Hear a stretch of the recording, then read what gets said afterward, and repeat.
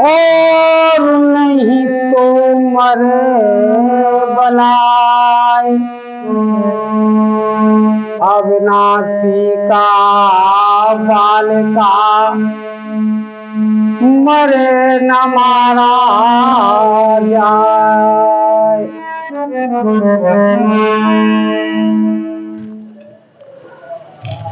हाँ, तो यहाँ पर बैठे हुए सभी मेरे पिता के समान बुजुर्ग, माता के समान मेरी माता बहनें, नौजवान साथी और प्यार करने योग्य छोटे छोटे बच्चों, सभी को दास मुन्ना लाल प्रेमी की दोनों हाथ जोड़कर नमस्कार। चलते हैं वीडियो की तरफ। जब महात्मा गुरु ने कैलाश पर्वत पर अबलाक दास चेला को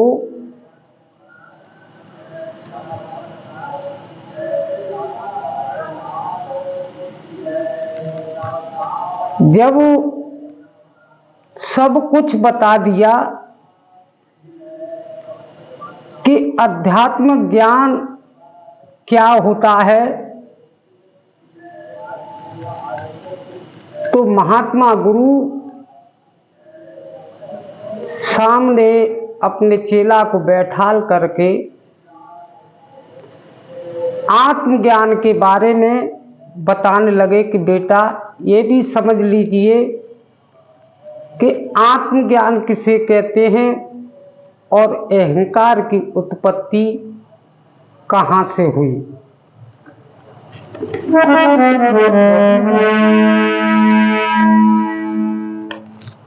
महात्मा गुरु उस चेला को समझाने लगे कि चारों तत्व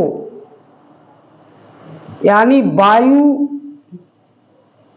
अग्नि, जल और पृथ्वी का स्थूल शरीर होता है।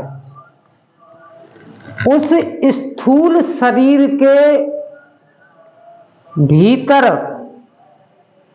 या बाहर जो आकाश तीन रूप से व्यापक है, जैसे घटाकाश, मठाकाश, चिदाकाश। घटाकाश किसे कहते हैं? जो इस पांच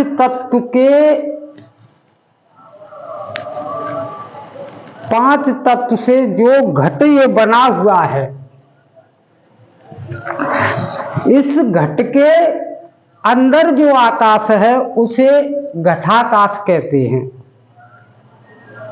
और इस घटाकाश के बाहर जहां तक हमारा अनुभव है, वहां तक के आकाश को मठाकाश कहते हैं। और चिदाकाश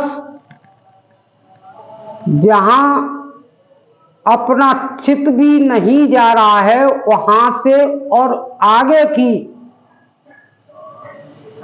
के आकाश का हम जो अनुभव कर रहे हैं कि दुनिया में एक जैसा ही इसी प्रकार का होगा,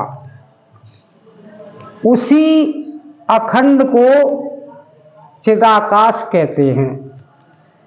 वही जीव आत्मा है। वो अपनी माया को चार खान से देखकर जुदा जुदा देखने लगा है और माया से एक ज्ञान दृढ़ होकर, माया से एक ज्ञान दृढ़ होकर अहंकार प्रकट हो गया।